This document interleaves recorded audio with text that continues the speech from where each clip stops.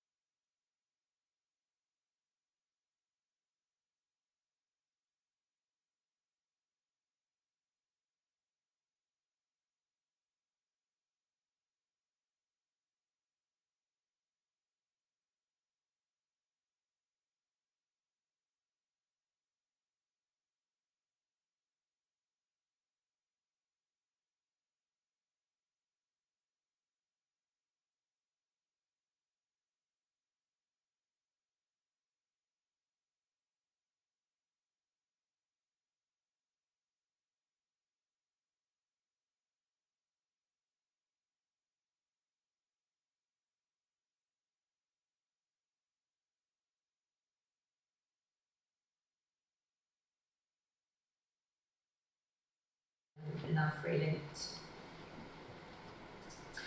And yeah, so my journey started when did I graduate? It's like 2009, so it's many years ago. Here are some really early works I used to do at university. As you see, it's kind of very basic. I didn't study drawing anywhere, so I kind of was trying to find my style. And I like collecting my old stuff. Sometimes I look at my old hard drive and find something and think, oh, this is like great for my little collection of rubbish things I used to draw. Just to see, just to see the journey, just to appreciate where it all come from. Quite a lot of the time I'm still suffering from perfectionism, and nowadays I can't even share a page of my sketchbook on my Instagram because I feel like, oh, it's not perfect enough. But then I look back and think, no, it's fine. The only person I need to compete is myself. So here is the summary of the projects that I've been working in the last couple of years. Some of them recent ones, some of them have been going on for a while. You've probably seen some of them out. So I've been writing for things like Becca's Bunch, Hey Ducky, Kitten Kate, Icebox Forever, DB Dragon. One of the most recent projects are Circle Square, Opki, and Ninja Express that came out to CBDC. I've been busy directing. I spent last about 15 months, I think. Yes, I started about 15 months ago. I've been directing Million Blue, which is a YouTube original for Blue Zoo, and it's out now, so you can watch it on YouTube, which is quite exciting. I'm also still working on Question Club, which is my own idea, and it's been in development for a while, and now it's been funded, so it's kind of like on the back burner, appearing sometimes, disappearing again. So things like this don't usually take time, so hopefully it will be out one day. And Mia's Magic Playground was a very exciting project. I designed lots of characters for this one, and I'm going to talk about it on this one. This is my home studio here, as you see. So I work from my home in Stratford-upon-Avon. Here's my assistant, Doc Astra. I've been working from home even before lockdowns, and I mean, this is one of the things I like about freelance. As a freelancer, you have so much freedom, and you can actually arrange your own time. You can decide when you're working. You can decide where you're working from, and you can kind of organize your life around it. So it's really a nice aspect of freelancing. And here is the dog again. We take her sometimes to meetings to London as well, on this picture, where she's meeting another dog at the Reed's Animation Studio. We went to London a couple of weeks ago for a writers' meeting, which was really fun. So yeah, let's talk about multi-career. I think there is this kind of idea that once you decided what you're gonna do this thing. Like if you decided you're gonna be a director, this is like one way, to just go ahead and work as a director, or if you decide you're a writer, you're just staying writing forever and this is your job. But I think, especially nowadays, and it's quite, especially for creative people like us, it's quite hard to just pinpoint yourself, put yourself in a box and just sit in this box forever. I quite enjoy the variety of things, and I have multiple skills that I developed through these years, and I think it's quite fun to actually try things out and see how your career takes you. But also, one thing doesn't mean you can't do another thing. Lots of people ask me, what is your favorite thing to do? But the real answer is, I don't have a favorite thing. I love the variety of it all. So here is the list of things I do. So I'm an illustrator, I illustrate books. There's one there. I will show a couple of examples later on as well. I work as a concept artist as well sometimes, and help develop visually kids' TV shows for clients like Moonbug. I design characters, and I'm also a screenwriter. I'm writing a couple of shows at the moment. I've been writing for the last 10 years. I worked as a head writer as well twice, which is exciting. It's nice to put together a writing team and achieve together the goal of writing awesome stories. I'm also an author. I have a book published, and I'm working on another 2 books at the moment. And obviously I'm a director as well, so I direct kids' TV shows and short films. So it's quite a big list. I guess these jobs are kind of connected in a way, and one doesn't, you know, it actually helps to be able to do all these things. So I thought I'm going to talk about each of them because I imagine you in the audience, you kind of starting your journey at the moment. And once you graduate, you're going to be wondering where to go and how to go about it, like how to get these jobs that you're looking for. So here is my little, hopefully it will be helpful for you guys. So here is, this is the short films I made in university. So the one, black and white one, it was like a small, like a short film about cycle of life that got quite a few awards actually, which was quite surprising because I drew it like in my free time at home on the very old version of Flash. It was called Flash at the time. And then I did a couple of stop motion ones very quickly and again sent it to festivals. And then I finished university and I was like, okay, what's happening next? So I always liked drawing, but I never considered it as a career path in any way. I just liked drawing. I just would like have a little sketchbook with me and just paint a couple of things. And when I moved to London, I started drawing more because there are so many beautiful art material shops. And I'm a bit obsessed. I have so many art materials, I probably can open my own shop at the moment. So I bought myself a sketchbook and started drawing every day. And first I just drew stuff like around me, like leaves and berries. And then I thought, well, there are all these lovely things as well. Like, what about cute characters? And I always like kind of kawaii kind of style of illustration. So I started just drawing more and more things.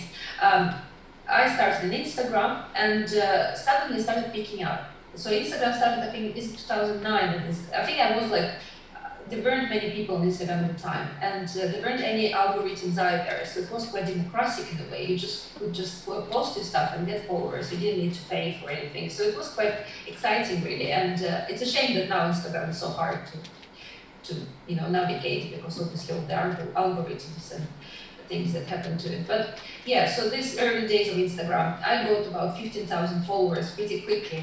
I still have, I think, something about like 15,000 then, because afterwards. But at the time, it gave me a boost of confidence to actually take this illustration that I created and take them to agencies, to publishers, and I started getting gigs. And some of them came actually through Instagram. People messaged me saying, can you do this, can you do that? And some of them came from LinkedIn, because I use LinkedIn a lot. Again, LinkedIn is a great way of finding yourself like a good job, because lots of people post on LinkedIn what they're up to, and sometimes when you're hiring, because I've been now in a hiring position as well, and I must say, like, sometimes you need to hire someone, so you put together a job description, and then you open LinkedIn and someone pops up with some stuff that actually suits you, suits your style, suits your project, and you go, yes, I'm going to contact this person and ask them if they're available, and they were available and we hired them. So I guess, yeah, having a good presence on LinkedIn definitely helps. So I've been illustrating, and ever since I've been illustrating books and creating characters for different projects, and as well as creating characters for my own stuff, which is very helpful. Here are some of the projects I worked on in the last couple of months. So this is Basta Saves Christmas, was a special for Moonbug and for YouTube Originals that I created. All the secondary, my work was mostly focused on Santa's workshop, on Santa's robots and elves. It was a fun project because the brief was to create a kind of modern Phil Santa workshop. So it's kind of much high tech than the usual classic one. So I had a great fun taking kind of classic elements and trying to twist them with kind of this robot's science fiction film. And here are some more things that I created. So you can watch them on YouTube and you can see that it's pretty much the way I helped them creating it. It was great fun. I use Pinterest a lot when I work on the projects like this, because I think it's hard to just sit down and suddenly come up with ideas without having any ground. So what I usually do, I go on Pinterest and find, like, if it's a Christmas project, then I will find all the Christmas, like cute Christmas illustrations that represent Christmas. And then, because it needs to be like modern vibe to it, so I go and find like vinyl toys and cool like robots and interesting images, or like interesting kind of mechanisms, construction, put it there as well. And then I kind of take it in and try to start sketching. And after sketching for a while, for a couple of days, then things start appearing on paper that actually I was looking for. So I recommend doing mood boards. Mood boards are a great way of putting your head in the right space, because every project is so different. Like this is another project that I did a couple of years ago, but it's been actually finally out a year ago. My first 100 words. I'm still working with this publisher, Yo-Yo Books, and we're doing more stuff. And again, like it's quite straightforward. So it's like words and characters. It's for very young kids. It's a board book, basically, for small children to learn the words. The brief was to make it as fun as possible, so have fun with like this simple elements, and obviously adding eyes. Like I love adding eyes to anything that is actually not real. So I did enjoy drawing a tomato, cute tomato, and potatoes and all the things like this. And I do love drawing animals as well. So it was a great opportunity again to kind of have fun with very cute characters. And here is the little rabbit in their little house. And I love mushrooms as well. So, here we go. And here are some bits of the process. This is like super rough sketches I submit to the publisher before I go to color. I usually draw quite rough, and some, like this one is actually quite detailed, but sometimes it's like just a really quick drawing. And then this is the final one, how it looks like after it's been colored and sent to the publisher. Yeah, so basically this illustration. So if you fancy trying illustration work, character design, what I would recommend is a portfolio. And portfolio doesn't need to have lots of stuff there. It can just have about perhaps 15 images, but they need to represent things you're looking for, kind of work you're trying to look for. And also get in touch with people who you want to work with. The way I found work sometimes is there is a book called Writers and Illustrators Guide with all the publishing guide, which has all the publishers' details there. I literally contacted every single one. I spent a day just contacting them all with a simple email saying, "Hi, my name is Evgenia and I'm looking for this kind of work. Here's my portfolio." I contacted all of them and I got 3 responses back. From these 3 responses, I got 2 jobs. So one was this Yo-Yo Books, and the other one was I actually had an idea for a picture book myself and I pitched it to them and they commissioned it to me. So it's like definitely get out there and show your work. Don't worry about the work. Just go and show it. And obviously personal projects. It's so important. It's very important to have personal projects in any job you're gonna go for, because personal projects show that you're actually passionate about it. It also helps you to develop some interesting ideas that perhaps will be commissioned otherwise. So here we go, this was the bit about, and so my other job is writing. I do a lot of writing. So again, it started all with the short films that I've written, obviously. And after I was graduated, I was looking for a job as a director, but didn't get anywhere, because obviously nobody wants to hire you as a director out of university. You don't have enough experience, you've just done a couple of short films. But I got in touch with the animation studio called Melnica, and they were working on this show called Munzi. I think they were on the season 4 at the time, and each season was 100 episodes. So they were on episode 400 something, and they were running out of ideas for stories. And they asked me, "No, we can't hire you as a director, but could you help us maybe with some stories? If you want to submit a couple, we will have a look and maybe you can write a script or 2. So I submitted a couple of stories and they accepted them. And then they asked me to write a couple of scripts. And then I wrote about 20 scripts. And then it kind of grew and grew. And it gave me confidence to approach other companies. So then I moved to London and I was looking for work here and couldn't find anything. I kept sending spec scripts and couldn't find anything. But then I met a person a producer in Annecy Film Festival in France, which is actually a great festival. I really recommend going there. And you never know who you're going to meet, and quite often it's very nice, lovely people working in animation and wanting to help you. So I met Thatcher, who's a producer, And he was like, oh my gosh, I have this project that this would be perfect for you, because look, it's really super cute, and we're looking for a writer who can write in Russian and English at the same time, because our head writer is American, and so we need to make sure the writer is capable to do so. So I said, yay, and then I worked on this project for a while, and wrote about 15 scripts for it. And after this, it kind of just started rolling really. Again, I contacted people, I sent my stuff around, and I got a couple of jobs. I got an agent after doing Hey Ducky, and it's kind of just really going. It's me and Lou, I was a co-head writer on this one, together with my husband, Miles McLeod, and we worked together. It's nice to do writing in a team, because you can like bounce ideas, and it's quite fun. You always get stuck at some point in writing. Like every single writer always gets stuck at some point, and it's nice to be able to actually go and have a conversation with someone.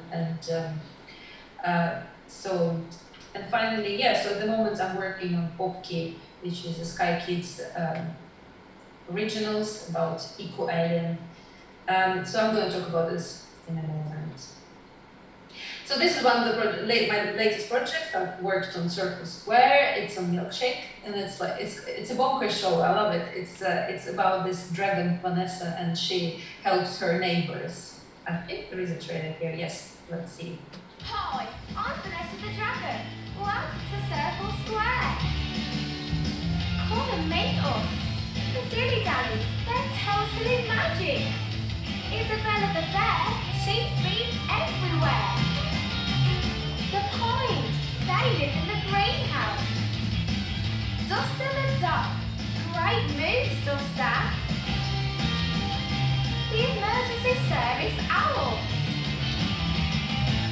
Keys and Tommy, nice beats. The Ruffles, Ma, Pa and Kaylee. Brindle the Yeti in his mountain. And me in my lighthouse.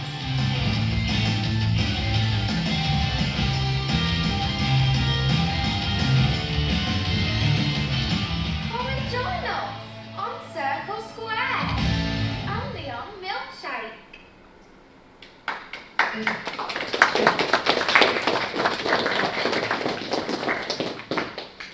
Yeah, so Circle Square is a lovely project. It has like walking trees, talking trees, and a drum. What else do you want? it's like a dream project. I love projects when you have such a variety of characters, and I love Isabella the bear. It's great to have an older character, and she's an adventurer. I wrote a story for her about her going on a treasure hunt, and it is so much fun. We had quite a big team on this one, and the challenge was to tell the stories in 7 minutes and keep them entertaining and fun. And again, so if you go and watch it, it's great fun. It's just bonkers. Like some shows are just so much fun writing for. So the other one I will talk about is Opki, he's an eco-alien. He's trying to.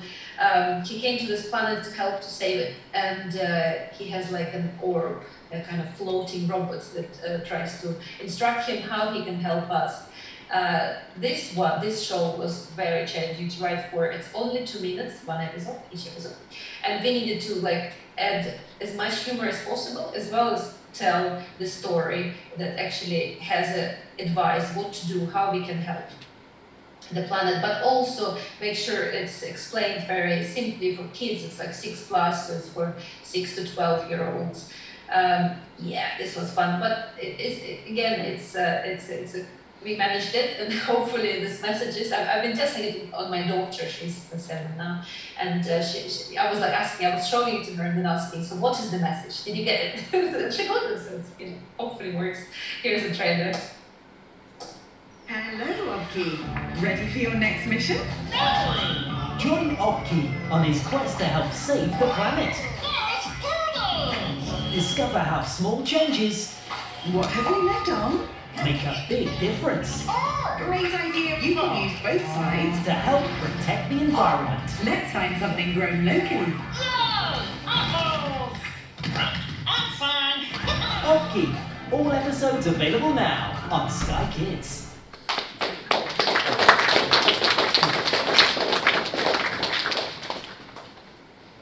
Thank you. Yeah, it's a fun project, and I love how the director Simone, who's our director, Gianpaolo, he managed to add like Opki using his boson to draw, to switch off the lights and stuff. It's his iconic gag. So if you want to have a look, it's on Sky Kids. It's on the Sky app, so you can watch it anytime. So if you want to go into writing, what I would say, have a spec script. A spec script could be a script from an existing show, like if you like Hey Daddy, or you like Opki, or I don't know, any other show, Gravity Falls, or something cool on TV. So you can sit down and try and imagine if someone would ask you to write the script, how it would be like. So you need to go and watch, obviously, the existing episodes, and then try and write your own.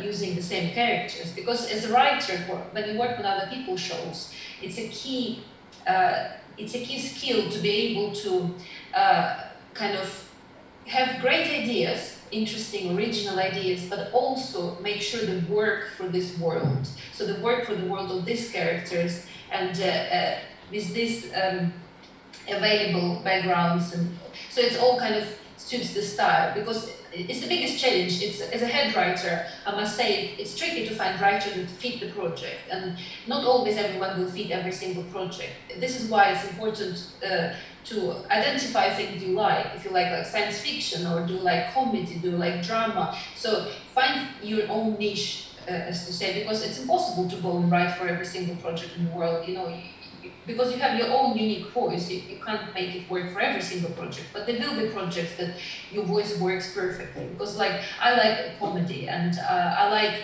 silly stuff, and like aliens and things like this, and I like talking trees. So as long as the project has something like this, I'm happy. And I find it easy to write for. But you know, like I would probably struggle to write a realistic drama or something like this, because I probably should give it a go one day, but yeah, but you know, it doesn't have talking trees, so it won't work. So you can have a spec script. It's also good to have a script of your own, so try and write your own story. It can be short, 2-3 minutes, doesn't need to be long. Again, when you get in touch with people, the studios, quite often they ask for a spec script, they ask to see something, and yeah, just send it around and have a chat with the studios. And again, it takes a while. So it's like every single job in animation. You won't get it straight away. It does take a while. But it's good to try and keep trying and keep getting in touch with people. Because the reality is that animation studios are not hiring writers all the time. They're not advertising writers' work either. So you will never know whether they're hiring or not. But sometimes you mail them at the right moment when they're hiring, and they go, oh my gosh, look at this young writer, yes, let's hire them. So it's all like, it's a game. It's a game of chance. And obviously personal projects, again, I'm coming back to the same thing. Personal projects are great. Again, they show that you're passionate. Whatever they are they short films, are they book ideas, something that you want to share with the world? It does lead to work as well. And directing. So directing, yeah, tricky one, isn't it? Because it's hard to get into directing. There aren't many, because it's like, you know, like it's a production pyramid, isn't it? So every project has one director usually, maybe a couple if it's a co-directing project, or sometimes a few if the studio is hiring episode directors as well. But usually directors aren't needed, as many directors are needed for the project. And obviously there are more writers needed for the project, and then there are more animators needed and more storyboard artists. So you know, it's kind of just goes this way. So obviously getting directing gigs are hard, and you need to. So yeah, again, so it all starts with short films, like everything.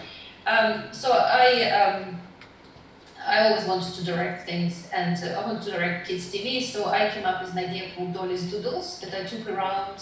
It was 2010, I think, 2011, and I took it around London, the studios in London, and got lots of refusals. And got one, yes, studio said, Motherload, they said at the time they wanted to try Kids TV, and they said, let's make a pilot together. So we worked on the pilot for a couple of months, made a pilot, and it didn't work out. We didn't manage to take it anywhere else, really, so it's kind of like died. And I couldn't find any other directing work, so I thought, okay, I can't be hired for other people, why don't I try doing something of my own? So I wrote a little story for a short film. And I live in Stratford-upon-Avon, so here we have friends who are actors and work for theatre, and one of them agreed to do voiceover, and then another friend was a musician. He said, it's fine, I do music. So I made this 2 minutes, it's only 2 minute long short film. It's on my website if you want to watch it. So it went to festivals and got 6 awards, which was really nice, and kind of was a really good start. So after this, I got approached by an animation studio asking me to pitch an idea for kids' short film because they had some funding available. And here we go. So I wrote a story called I Want to Live in the Zoo, and it got more awards. I think it got about 8 awards. So every time it's just like getting a bit more awards. Went to Annecy, which was great fun. And after this, I pitched another idea, which was called The Witch and the Baby. And it went to festivals, got the awards, got many more awards, got about 20 awards, which is great. And then I pitched an idea for a TV show to another company called Ricky Group, and they picked it up, and it's called The Question Club. So it's kind of started like expanding and growing into other things. And the funny thing is, because my latest short film was about the witch, about folklore, then I got this job with Million Lou as a director, because I already had experience working with folklore as a material. So it's funny how, like projects like, this is why when you're making your short films or your final project, it's important to make sure they actually reflect your own values, reflect your things that you like, because people will judge you on what you make. They will look at this and think, this is who you are. So it's important to actually do things you like, because otherwise people will keep asking you to do things like, I did a drawing of a corgi ages ago on Instagram, and I got a job to illustrate a book about corgis, like a sticker book about royals and corgis. So it's it's so funny how these projects literally this Russian witch story Baba Yaga led to Million Lou story that we have also Baba Yaga in the story. So it's very smooth.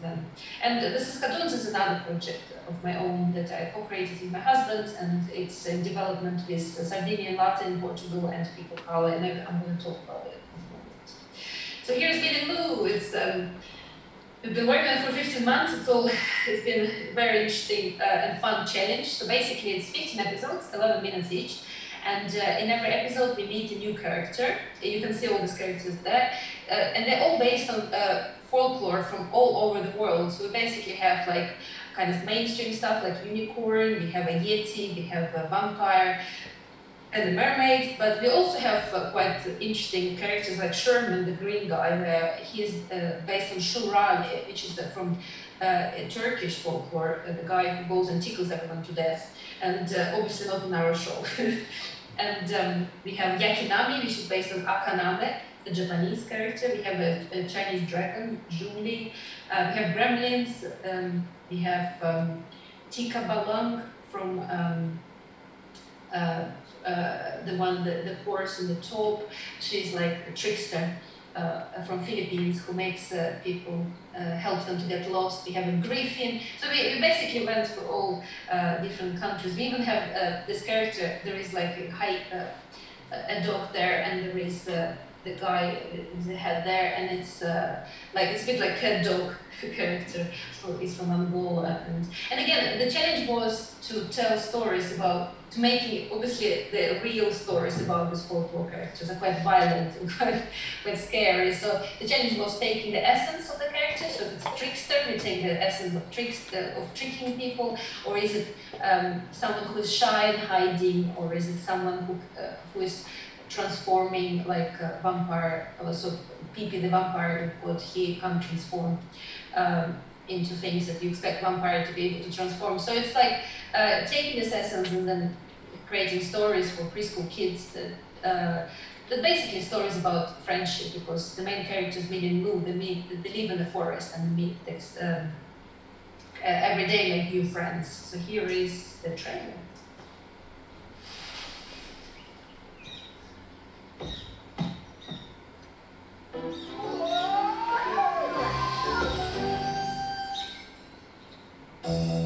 My name is Millie.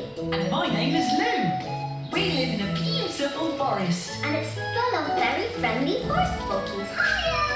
And I have my granny's book to tell us everything we need to know about them. The book says, don't let him in. Too late. No, causes chaos. So pretty, you guys. The book's not always right. We had so much fun together.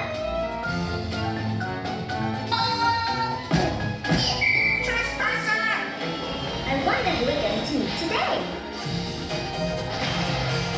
Watch us on YouTube, kids.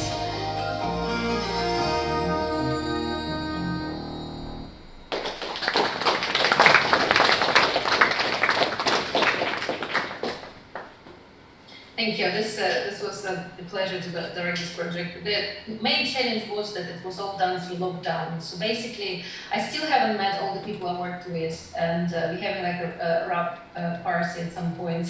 Hopefully, I can meet everyone. We all work through Zooms, and here's my very messy desk.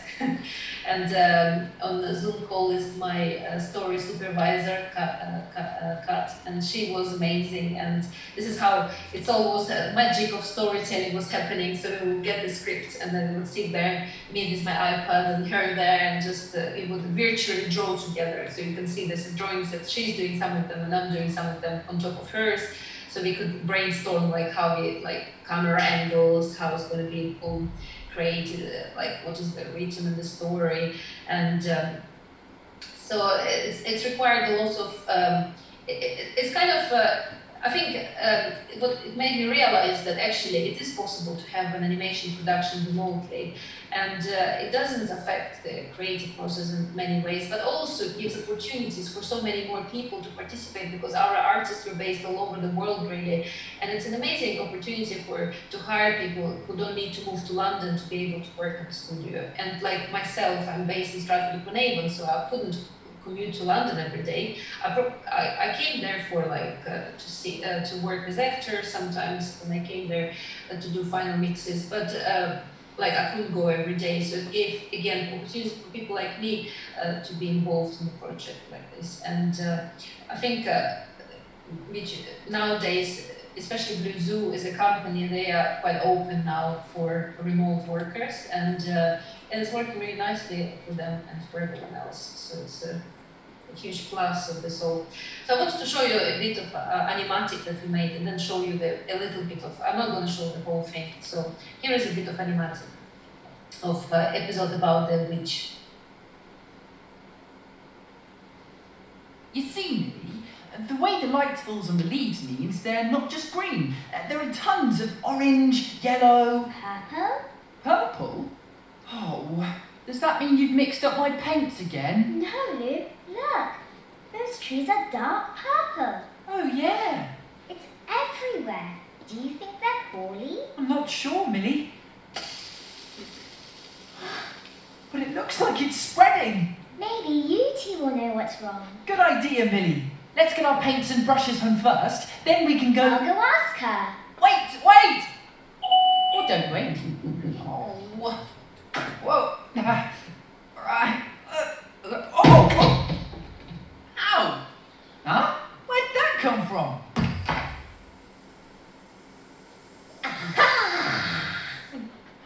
Finally!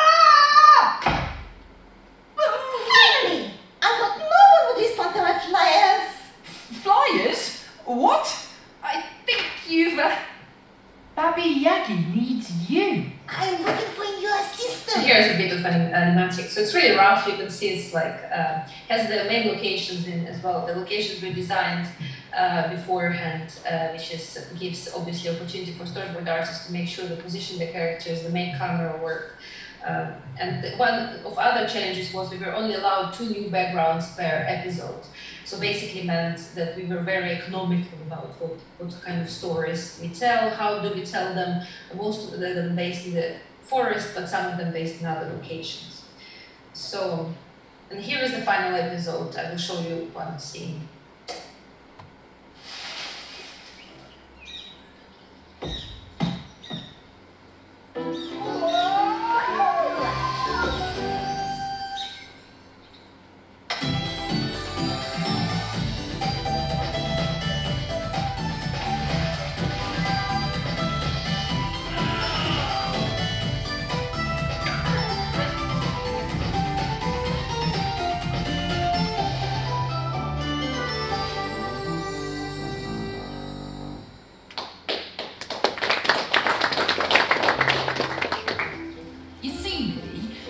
way the light falls on the leaves means they're not just green. There are tons of orange, yellow... Purple?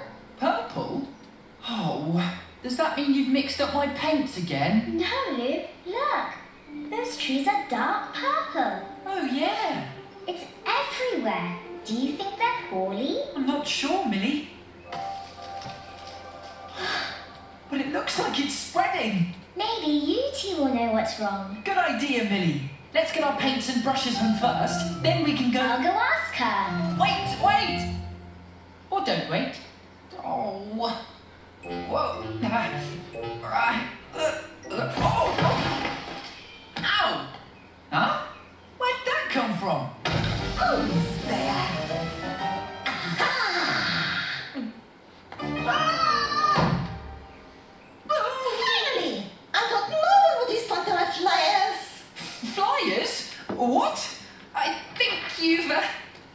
Babi Yagi needs you. Here we go. A bit of the process, but here we go. So, so it was great fun working with Babi Yagi. We also had a voiceover artist from Russia who did the voice of Babi Yagi, because one of the goals was to make sure that, because we tell international stories, to make sure the representation mattered for us. We wanted to make sure that characters actually voiced by people from the same culture, so we have authentic voices for them, as well as writers. We had a variety of writers in our writers room as well, to make sure again it's not all it's all appropriate for these countries. And here's my daughter. She did the voice of Unicorn.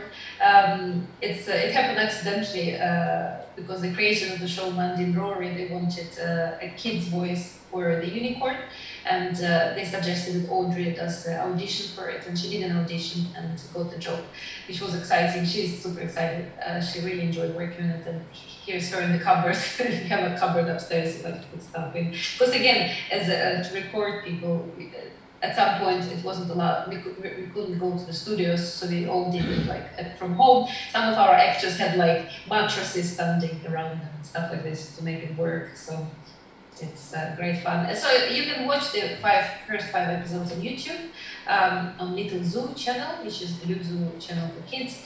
And 5 more episodes will come out this week on Friday, and 5 more week after this one. And yeah, they're all very different stories, and have amazing characters. My favorite one is probably Yuti, the blue monster there. Isn't she cute? It's like a big fluff ball. I can't wait. I hope they will make toys, because I would love to have all of them. Another project that I was the director of is Question Club, and it's still ongoing, so it's still working.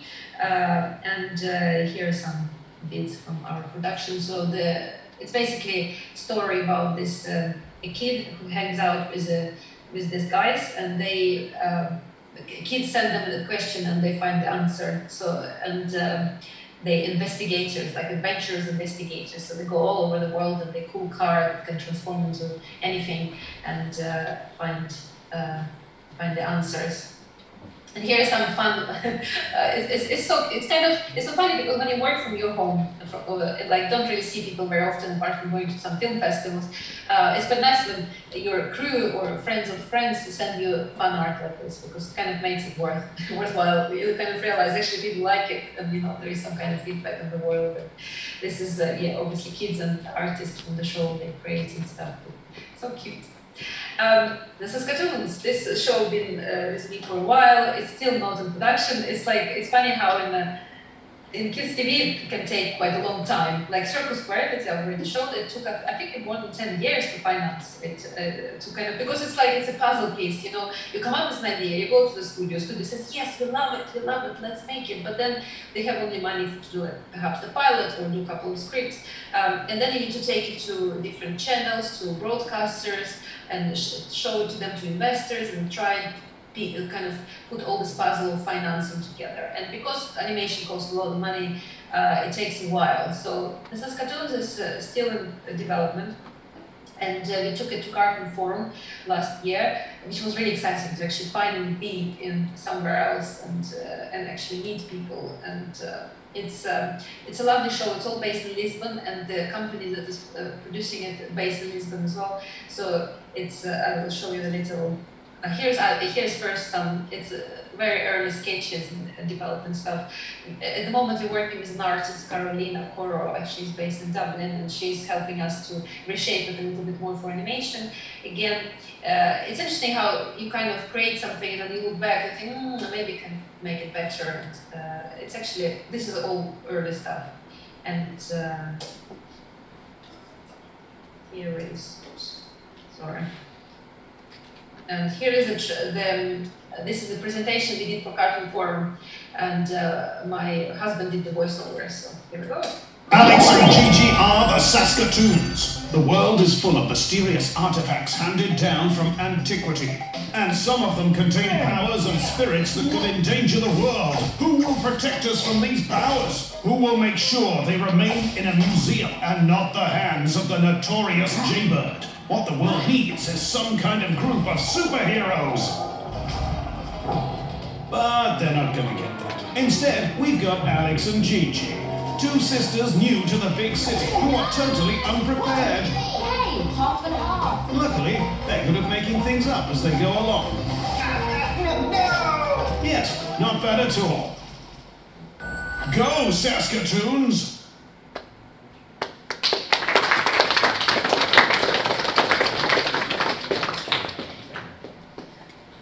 Thank you.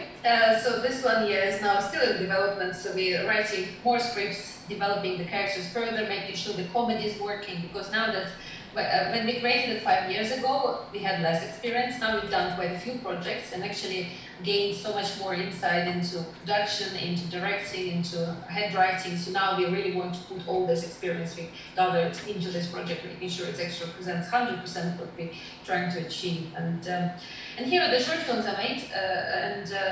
As I said, I think it's very important to have personal projects, and it's like opens the doors into the next stage of your career.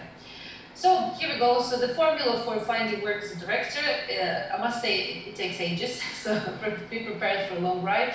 Some people are lucky and get jobs quite early on, but genuinely not. It's a lot of hard work and lots of patience required. And also lots of skills, because as a director, you're in charge of a huge team. You're in charge of music, sound, storyboard artists, animators, animation style, background. You work with art director and all. It's a huge responsibility, and you need to take decisions quick, especially in TV production. You don't have lots of time to have a think about stuff. You just literally need to be quite on it all the time. It's quite intense, quite stressful environment, but it's really rewarding once it all comes together. And all these artists putting the work together, and it all comes in beautiful work at the end of it. It's worth it. It's absolutely worth it. So I would recommend short film. Send it to festivals. Even if you don't get the awards, just send it to festivals, because make sure as many people see it as you can get to watch it. Get in touch with companies you want to work with again, and personal projects. Like if you want to work in kids TV, come up with your own idea for kids TV show. If you want to work in fish films, again, pitch an idea for fish film. It's good to be quite active and involved. Hopefully, you will get a job eventually out of it. And finally, towards the I want to talk about freelance life. And this is, this is my character is being happy and sad. It's like, the thing is, I don't know if freelance suits everyone. It doesn't. Depends on what you're looking for in your life. Depends on what is important for you as a person. Because I worked in studio, I worked as a freelancer, and both have good pros and cons. Obviously, as a freelancer, you have more freedom. If you're invited to film festival, you can just pack your bag and go. You don't need to ask for extra holidays or anything like this. As a freelancer, you can meet your friends for coffee and do all the work in the evening. But if you work in the studio, obviously, you have much better financial situation because you paid every month, and you don't need to go around asking for projects. And usually, once you're hired by one studio, you kind of float from project to project. They're much more long-term than the ones as a freelancer, but it depends. It all depends, obviously. And I do a freelance, I must say, and it's a great way of having a very diverse style of life. You know, like you always get new projects, and you never know what's around the corner, which is exciting. It's a bit scary sometimes. And sometimes you agree on projects you probably don't want to agree just because you need to pay the bills, but it's okay. No, we all do this, it's fun. So here are some tips for you guys if you decide to go to freelance, but even if you decide to go for studio work, they still work, meeting people. People tend to hire people they actually met and have a personal connection with.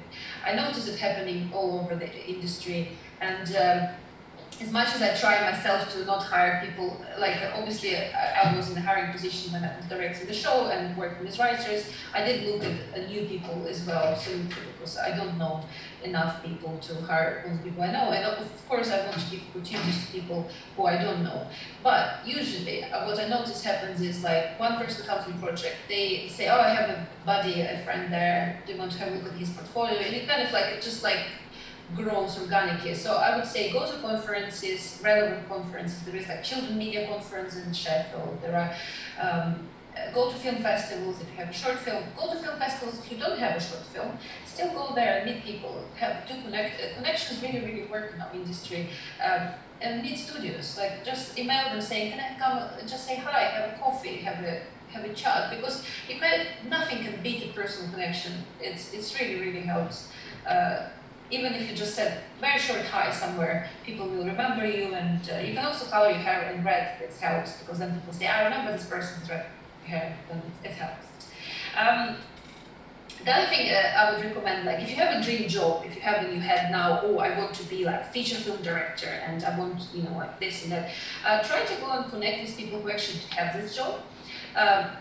Just go and connect on LinkedIn or find the website and say, and ask them for advice. Just say, let's go for coffee and have a chat. And hopefully now that coronavirus is slowly becoming a thing of the past, hopefully it's possible. Or just have a Zoom coffee. I had a couple of Zoom coffees with a few people who were looking to break into kids TV industry, and I was giving them some advice, some help, some contact. So just go ahead and contact people, and some of them will say no because they're really busy, but quite a few of them might say yes. And even if one person just says yes and spends an hour talking to you, not even half an hour, it's really helpful, because they will remember you, they might help you at some point.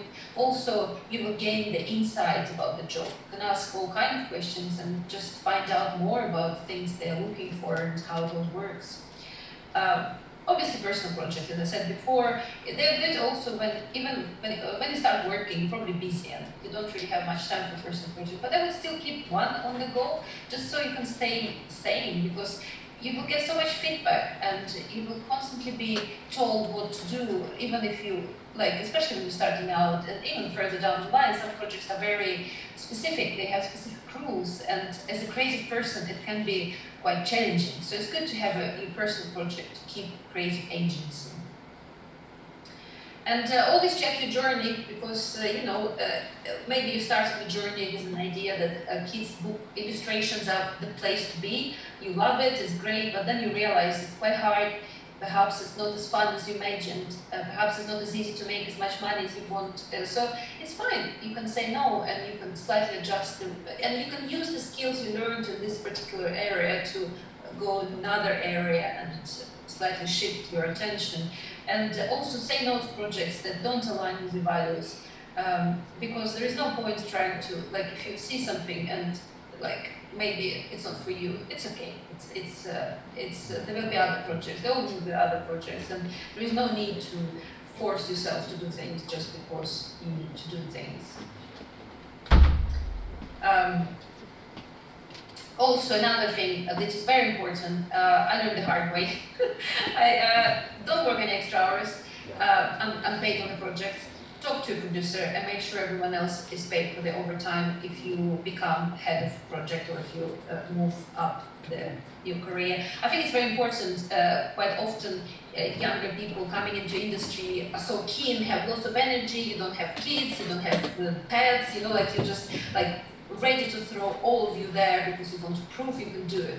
Don't work what hours that I assign to you. Bad scheduling is not your problem. Talk to your producer, talk to people, to your manager, and say this is what's happening. Because it will burnouts are not fun, and they will affect your quality of your work. So the best thing to do is actually raise your hand and say, excuse me, this is not working. How can we make it work? And actually, it happened to me on a few projects, and there is always a way of making it work that not going to affect your mental health in any way. So please don't work extra hours. Remember this, and when you're going into industry. Make sure you have a good online presence. I was again at Media and Blue. I was hiring people, and some of animators don't even have any social media or even website or nothing. And it's really hard to hire. It's kind of nice to see what you're up to. I mean, you don't need to see what you're eating pre-breakfast, but what is nice is like to see your sketchbook perhaps, or your personal short film, some little presence, even if it's minimalistic, needs to be there to help us to picture. Because we receive, like, from our recruiters, we receive like a list, like 20 people, and we need to pick the ones you interview. And you tend to interview people who have a website, a tutorial, have some kind of, like a couple of sketches there as well, to give us an idea that they're actually passionate about their work. And this is the people who get interviewed, so please don't keep it in mind. And also think of yourself as a brand, like, what do you want people to think when they see you? Like, what do people want to feel when they open your website? Like, my brand is all colorful and cute, so it's like, think of yourself as a brand. If you're goth and you like all kind of dark stuff about vampires and, I don't know, something cool, so try to kind of skew your work towards it. Or if you like cute kid stuff, then you will get, because recruiters and people like me, they will go and look and see if the person, sometimes the person's abilities are not 100% there, but you can see that they like the same things that are required for this project. So you go, oh, actually, I don't mind that they're not as great at animating, but actually they like this kind of stuff, so I'm going to hire them anyway and give them a chance. So, and I did it, and it worked because these people were super passionate and learned really fast and became really amazing at animating this particular characters, because they love the stuff, love kid stuff. So keep it in mind when putting stuff out. Look after your mental health. There is lots of feedback in our job, and because we put ourselves, like, as a writer, as a director, it's like part of you when you're creating something. It is you in some way, and when you receive feedback, it feels quite painful, because, like, sometimes it depends. Sometimes I get attached to the project so much that I'm like, I receive feedback and I need a day to cry. And then, so it's important to take a break if needed. Like, don't respond to feedback straight away, especially if it's writing. Take a day to just breathe in, breathe out, have a think, and then come up with, like, better ideas. Try to follow the brief and adjust your work to fit it. But and again, personal projects help. So this is my little thing I created because I was so frustrated with feedback. Sometimes you have so much feedback, like literally pages, and you go, oh my god. So here's my little comment. And it's okay to fail. We all fail. I failed so many times. I still keep failing sometimes. It's like I have a long list of failures.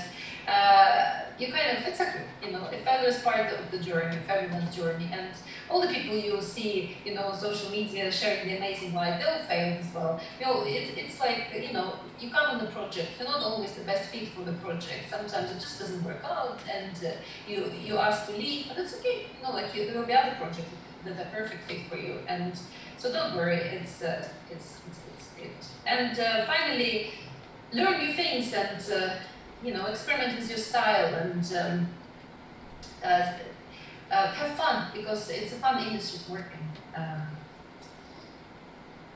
And also the question that everyone asks me, so where the ideas come from. I have different techniques that I use to come up with ideas, and I just wanted to share with you a couple of things that sprang to my mind. The ideas I because obviously I'm a writer, so I write for other people's stuff, and sometimes there is the show and they ask me to come up with an idea. So I look inside, I look at my own life and what happened to me, my own interests, and it really helps. Like when I was little, my mom gave me money to go and have a haircut, and instead of going and having haircut, I actually cut my own hair and bought some candies. And this story ended up as a story for one of the TV shows I was writing, a slightly different one. I kind of modified it for preschool audience because obviously not allowed to cut characters' hair. But you know, stuff like this really, and things that interest you, you know, like things you love. Like I love folklore, and I got really excited when I got a chance to direct Million Blue because I read about folklore a lot and I know a lot, and it's great fun. So it's good to have cultivate your interest outside of the industry as well. And also retelling stories that already exist, because there are so many fairy tales, myths, so many characters already created, and you can take and add your own twist. And there are so many successful projects doing it, like I just finished reading the book called Loki by the author. I can't remember her name, sorry, but like a brilliant book. But basically, she took a character from myth and put her own twist on it, and it's like so much fun to read it. It's amazing, and it's the same thing I did with the Witch and the Baby. I took the characters from the fairy tales that everyone knows about and created a new story using the same characters.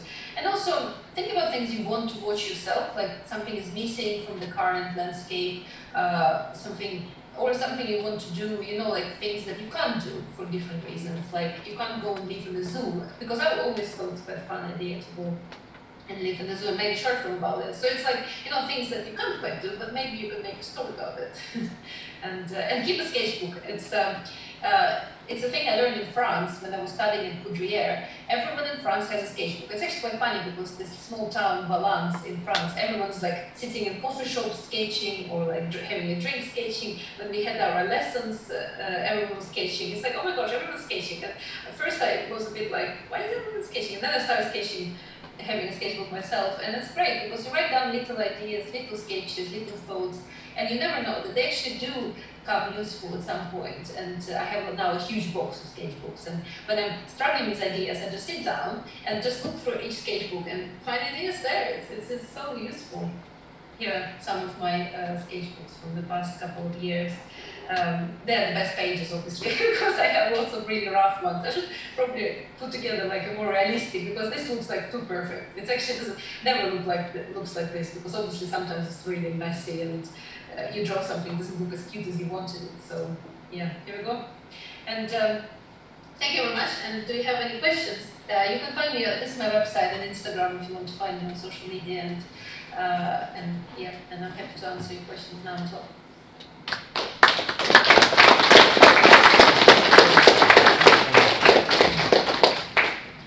Okay, so Ev, we've got questions, and I think what's going to happen is I've been furloughed of my phone, and I'm going to kind of ask them from the students if that's okay.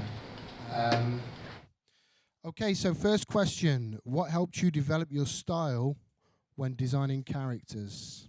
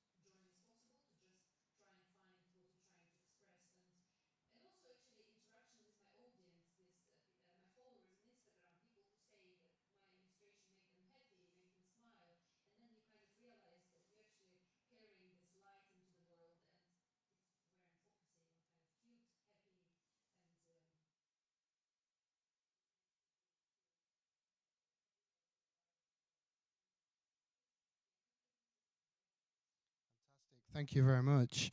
So I guess on the back of that then, and something I'd be interested in as well, actually, was there a character design that you maybe didn't like, but kind of maybe had to use anyway, maybe that a client liked it and you had to compromise a little bit, or?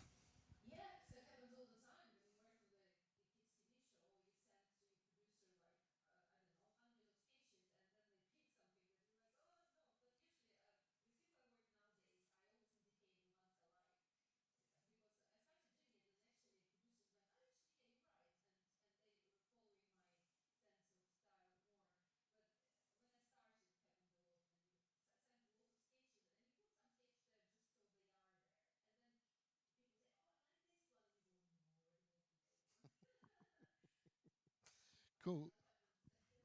Yeah, I bet. I mean, that's clients sometimes compromise is needed, isn't it? So, okay, what is your favorite animated movie?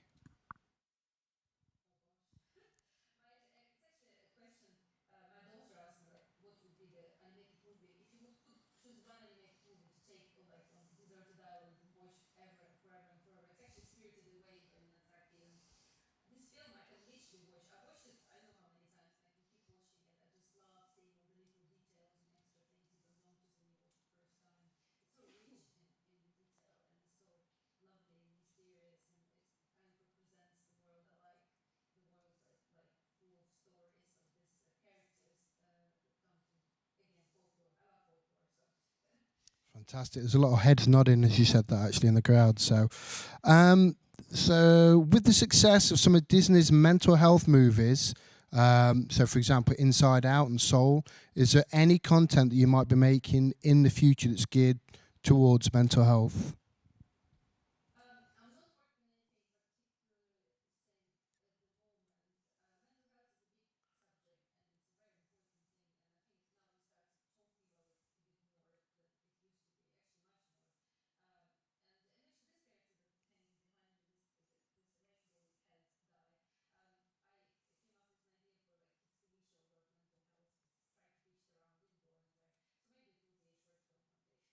Fantastic. Lovely. Okay, so give me sort of my glasses aren't great these days. Just bear with me 1 second. Ba, ba, ba, ba, ba, ba. So, what are you hoping for your audience to gain out of the content that you work on?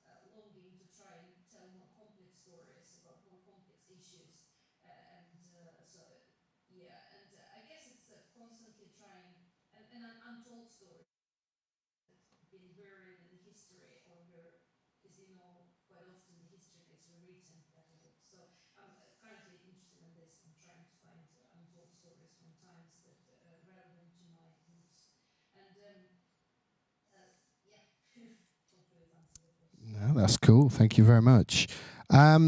It's quite a good question, actually. What was the difference between writing for animated shorts versus writing for books?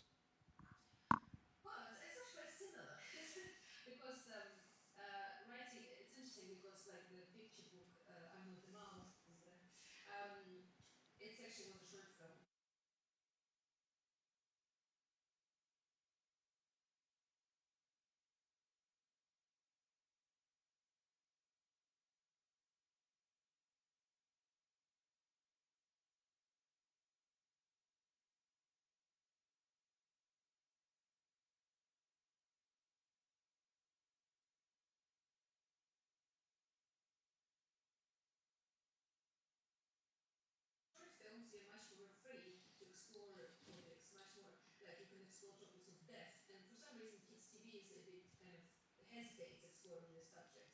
And but in short films, you have so much more freedom. And the same goes to books. Books are quite there is so much more freedom there as well because they are not trying to they're trying to reflect the experience of as many kids as possible. So they're not trying to sugarcoat anything. And quite a lot of books actually tackle very tricky subjects. So I would say, I mean, obviously, a short film, it's a visualization, it's all animated. I think actually there is lots of things in common in writing for short films and books versus writing for TV. I would say writing for TV is very different because there are so many constraints that broadcasters put on us for different reasons. I mean, some of them is like imitable behavior, so kids don't go and do this. But in books, you again, it's because it's not moving image. It's you have more freedom. Cool. So, how do you feel about something that you've made being shown across the world? It's a lovely feeling. It's a kind of it's interesting. My last short film, The Vision of Baby, I actually haven't seen it with the audience alone. I only seen it a couple of times, and it's so lovely when you sit in the audience and you hear people laughing. We're somewhere in Portugal. I went to Portugal to Porto to film Indie Alien Junior Film Festival, and it was so lovely. Like they took the whole school in. And, it's the best thing. It's when you spend ages like working on something really hard, and then you finally sitting in the comfy chair, surrounded by kids laughing their heads off on your jokes. It's like the best moment ever, and especially because if you create content which has no dialogue, so you don't need to translate it. It's all visual. It's amazing how it just so works in any country and makes people laugh. You know, so much stuff is actually universal in storytelling. That's nice. Okay. I can only imagine what it feels like. So, when will you expect the premiere of the Question Club in English dub? This project again is one of these that's been rolling on for ages, and it depends on the deals that the company does with the company. So we will see. I have no idea. We had a dub in Chinese, and I watched one episode in Chinese, which was very exciting. But when it's going to be out, I have no idea. It's such a it can take another couple of years to get it out. Eventually, all projects like I wrote for Big Baby and I directed ages ago. It's now finding Amazon Prime, so things kind of slowly come make it eventually. No, that's cool. Has anybody got any questions in the audience that you want to ask while we've got the mic? Maybe take the mic around the room. Anybody at all? Yep. So we got one at the back there. Someone just wants to come and grab this mic quickly. We're just going to send this out to the audience, Ev, just quickly.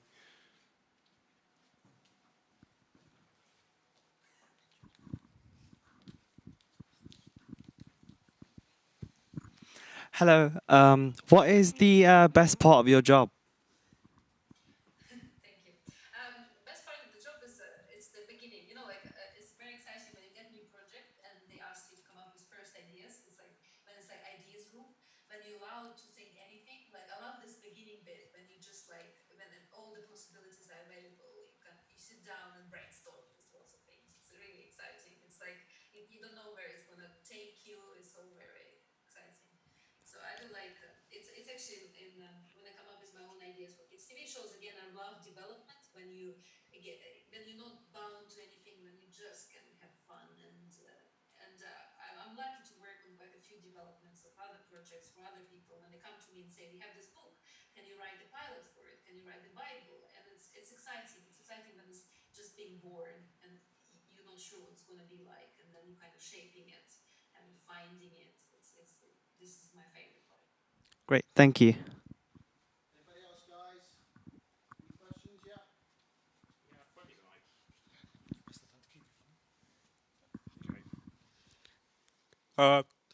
Quick question. Could you please tell us more about the Saskatoons, if that's how you pronounce it?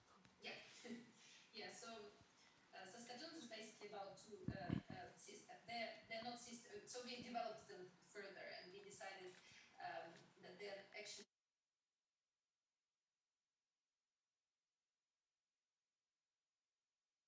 and share the room and become sisters. It's actually happened was living with me for a while, and it created lots of conflicts. And I thought it's quite nice way of framing the story. And then they find one of their fathers works with a museum, and their grandma as well is like an anthropologist, and they find this box, mysterious box with the robot that they accidentally activate, who's basically looking for new Saskatoons. Saskatoons are the people who look after magic in the world, making sure it doesn't hurt anyone. So they become this kind of unlikely superhero team that needs to save the world in every episode from ancient magic released from different artifacts that are around. Yeah, so this is basically the basic premise of it, and it's kind of action adventure comedy that takes them everywhere. And because they're unlikely heroes, because there is a huge conflict between themselves, they're still learning how to be a team. They're struggling to share their parents and struggling to fit in, and at the same time they need to save the world. So it's quite tricky, but yeah, well. How Allsworth? Sorry? How Allsworth to hear? Allsworth means awesome, by the way. Okay, anybody else, guys? I've got one on the front here, Jake. For like stuff like with mental health and stuff like that, has there ever been any position where you had to be careful of what you write about, or actually look at it in a different perspective? How would you tell people, like, how would you say this is the way that you maybe might want to go around that sort of situation? Well, I guess it's like the picture book I was illustrating, my picture book that I wrote and illustrated. Again, like we were trying to represent different families and things, and we had a consultant, a diversity consultant, who helped us to make sure we represent people, to make sure they. And I guess it's this kind of content I work with. Yeah, you kind of need to make sure the message is understood by children without like making it too dark in any way, or it kind of, but this being also authentic and not sugarcoating too much either.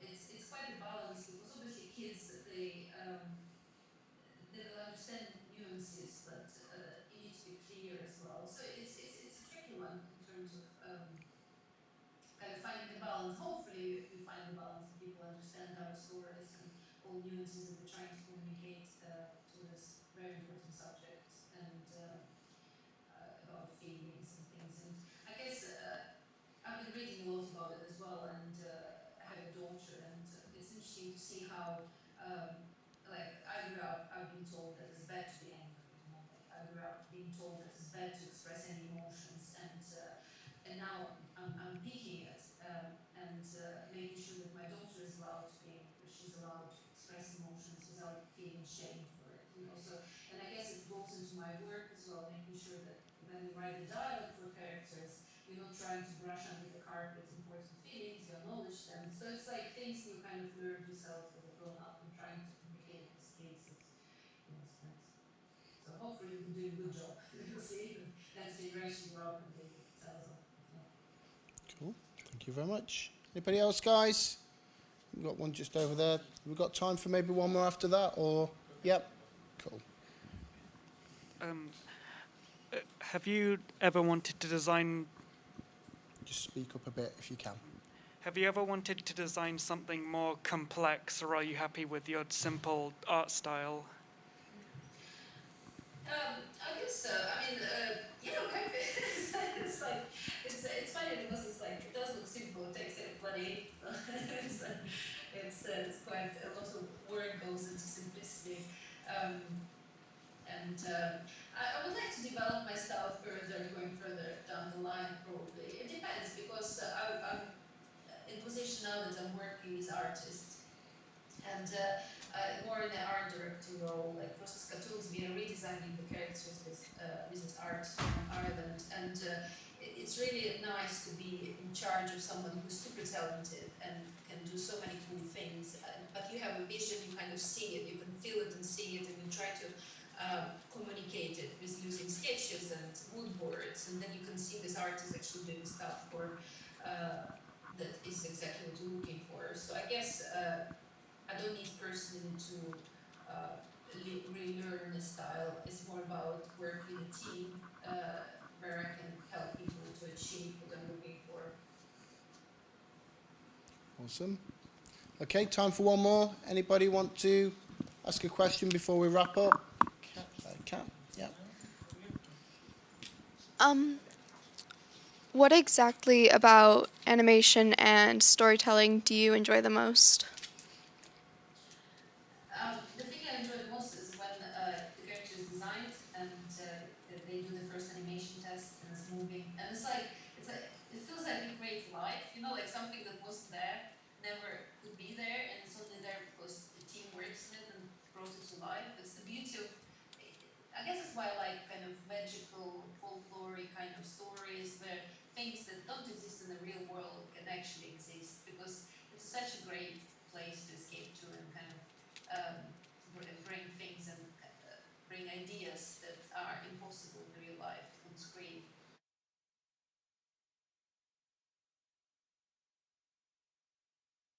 Fantastic. Do you want to just grab me the mic, Jake? Is that all right? Thanks, Kat. Okay, well, want to say a big thanks to Ev, who was meant to be in person today, but for personal reasons couldn't get here, but still took the time to talk to you all and give you invaluable information. So if you could give her a massive round of applause, that'd be great.